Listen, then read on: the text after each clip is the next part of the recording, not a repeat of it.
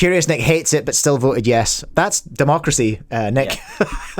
That's pretty much democracy summed up. Les Jacobs with a horrible take that retailers should have to pay the WCA. Awful. Get out, banned, actually ban. Mango, can you ban Les for life? Should we look at the Clicky video? Okay, yeah, let's do that.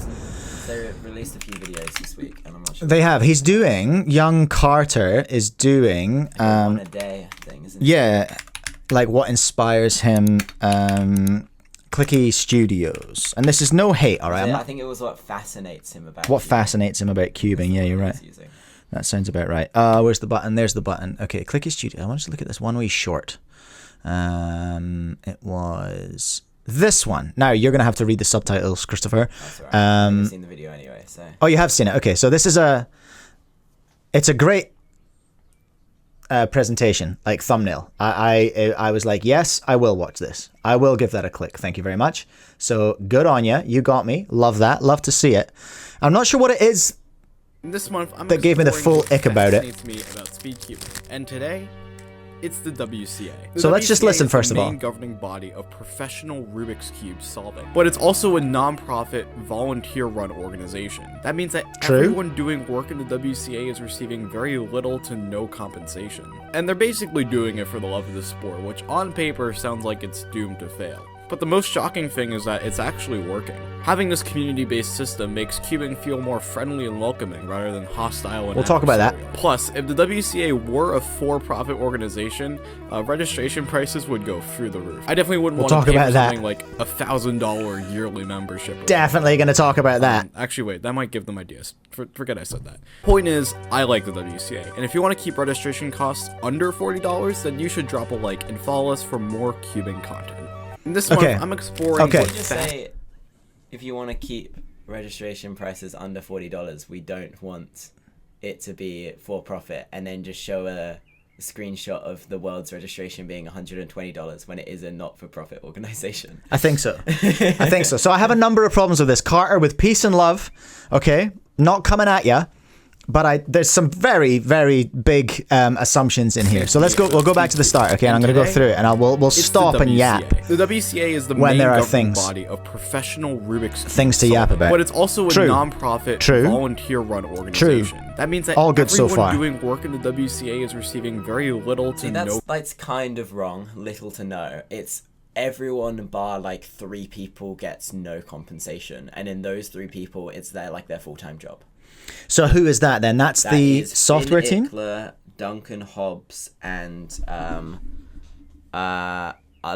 or Gregor Billing. Okay. Those 3 people, they work for the software team, and they get paid big bucks because they're professional software engineers. Yes, okay, cool. But apart from those 3 people who do get paid good compensation, no one gets anything. Yeah, okay, so little to no, just a clarification on that. Those 3 people in the software team are paid like a full-time wage? That's their job? So, yeah. Okay, and everyone else gets nothing. Okay, so just a clarification on that. No compensation. And they're basically doing it for the love of the sport, which on paper sounds like it's... Okay. I don't know what... Let me just gather my thoughts about that one. On paper, sounds like it's doomed to fail. Lots of volunteer-run organizations exist. It is a thing. Also, I think it's important to bring up as well, not-for-profit is allowed to pay people. Yeah. A not-for-profit organization can pay people. Like, that's completely legit. Yeah, like the people working for charities you see on the street outside Pack and Save that really piss you off. Yeah. They're getting paid. The charity jerks. Yeah. Yeah. It's a hard job and I don't envy it. You got to make a living, but they're getting paid. People get paid by charities, but not just that. Like, I've worked for a charity, and most of my job, it was fundraising for my own salary so that I could run the charity. Like, it is not one thing nor the other. That's important to remember. But anyway. To fail. But the most shocking thing is that it's actually working. Having this community-based system makes cubing feel more friendly. Now, I'm going to take issue with this slightly. Again, I'm not trying to come at you. This video just did kind of like make me go, oh, well, hold on a minute now. Hold on. Equating it to saying that it's volunteer-led makes it more friendly. Is that to say that if we were paying people, it wouldn't be friendly? I think what he's getting at there is like if you look at stuff like FIFA or IOC, there's like a lot of corruption going on because the people within those organizations are getting paid money. Yes. I think that maybe what he's trying to get at there is that if we involved money, then maybe there'd be more like corruption, and we'd start to feel more like the IOC or FIFA or something like that. Yeah. Okay. Dodgy stuff going on. I'll accept that. I'll concede that point. We're not immune from corruption, though, are we? No. There was a very famous case when someone did very corrupt things and yoinked. And that's because he wasn't getting paid. Because he wasn't getting paid. So he went, well, I'm going to get paid. And it was very non-legit. We should. I don't know enough about it to go into details here, but it was it would hijack the whole stream. It would hijack the whole stream. Maybe that'll be a special one day. We can do a story time. Get him on. Oh my God, get him on for an interview. Let's go. Anyway, someone took a load of money from the WCA and was an advocate for people getting paid. Yeah. So equating the fact that it's volunteer run to it being more friendly, also managing volunteers is a very, very, very difficult job. Keeping volunteers happy is a very difficult job, and you lose a volunteer in bad circumstances where their relationship goes toxic, it can be devastating for an organization. If you lose a volunteer and it goes bad, it can be horrible. So that's worth remembering as well. Peace and love, peace and love. Plus, if the WCA were a for-profit organization, registration prices would go through the roof.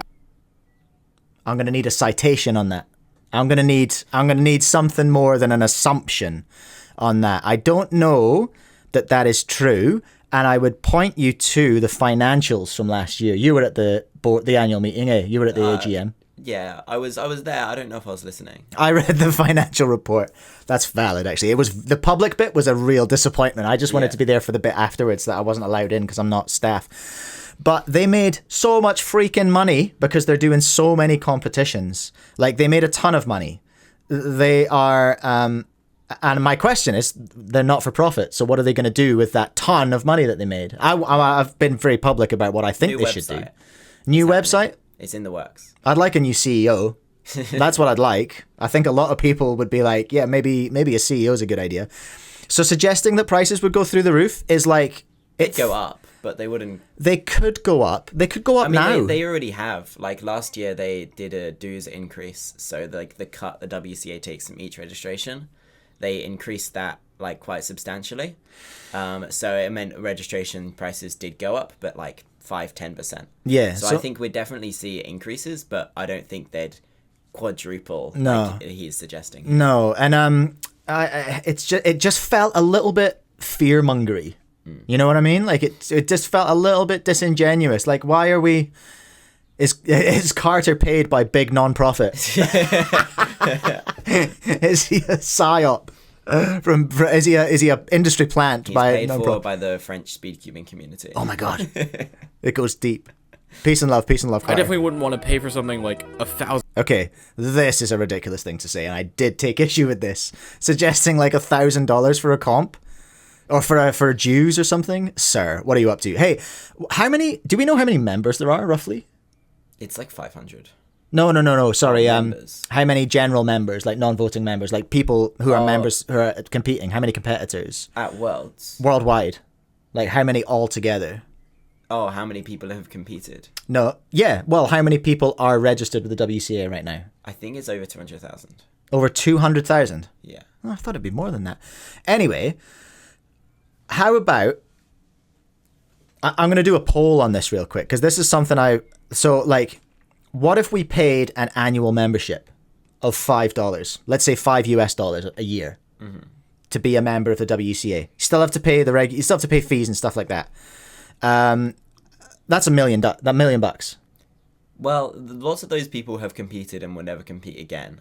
And I feel like you don't really want to charge an annual fee for somebody who's going to come to a competition once, right?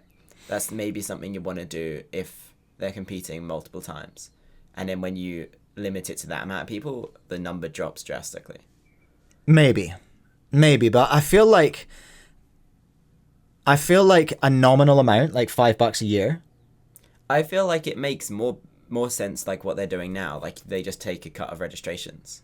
because then the people who are competing a lot are paying more than the people who are barely competing, because you don't want to punish those people who are going to 1 or 2 competitions. Yeah, I see what you mean. So we're kind of already paying a membership fee, but it's just taken out of our registration fees for competitions. That's true. That's true. I hear that.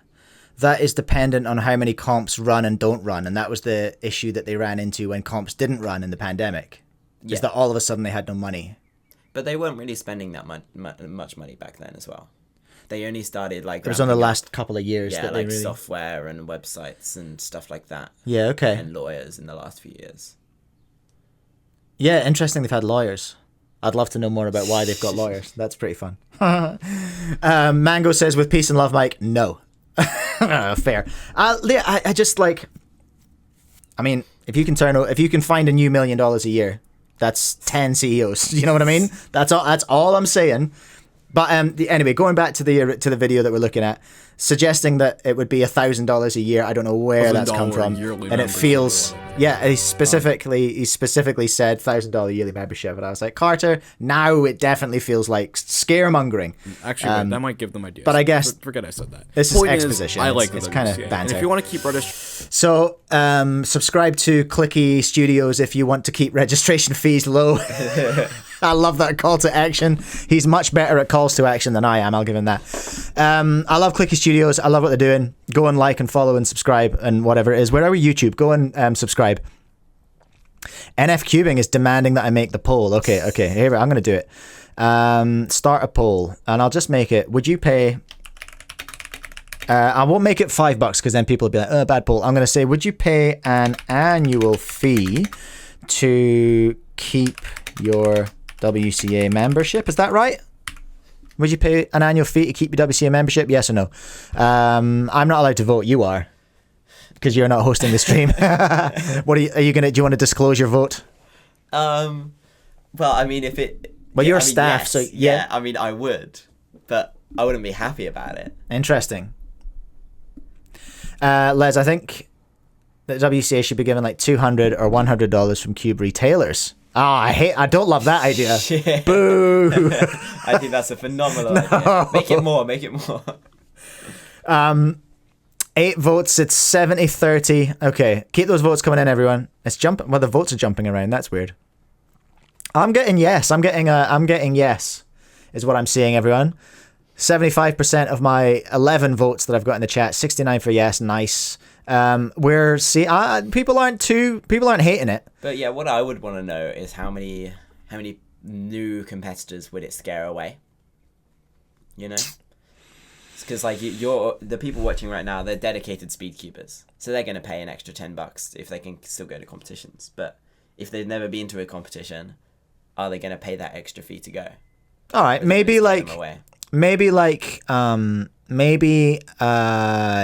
you pay it after your first comp. It's payable after your first comp or something like that. I don't know. I don't work for them. Speedcubing TV, first year free. Okay, see, now we're talking. Now we're having ideas. Maybe they should just make a Patreon. Just a WCA Patreon. Curious Nick hates it but still voted yes. That's democracy, Nick. Yeah. That's pretty much democracy summed up. Okay, here we go. There's some comments coming in. Les Jacobs with a horrible take that retailers should have to pay the WCA. Awful. Get out. Banned, actually. Ban. Mango, can you ban Les for life? Wesley, only if they're transparent where the money will go. Yep. Well, I mean, they still have to be. We wouldn't have much of a choice to pay, would we? No, I know. I like this sort of authoritarian version of the WCA that I've got. That's the same mindset that huge corporations have. We can make another $1 million if we just charge everyone $5. Yep, that's why they're huge corporations. First year free for WCA membership. Love that. Mango, then the following year we can increase the annual fee by $1 and make an extra $200,000. You get it, Mango. You get it. Corey, if you asked me years ago, I would say yes. What alternative would we have? I mean, I suppose, yeah. I'm kind of... Okay, all right. Look, here we come. The no's are coming in now. But it's still 59-41. 27 votes. It's a small sample size, but we'll stop it there. 59-41. A small majority of those 27 votes reckon that it might be a good deal. But anyway, No shade to Clicky Studios. I want to be clear about that. I'm just yapping based on something that they posted. You know how it is. Thank you so much for watching. Please do leave a like if you enjoyed the video and subscribe if you want to see more. I stream once a week and I release videos pretty much every day. Also use code CubeCast to save 5% at speedcubeshop.com, Cubing Life Academy, speedcube.nz, lastlayercubing.com. Have fun, solve cubes, and I'll catch you in the next one.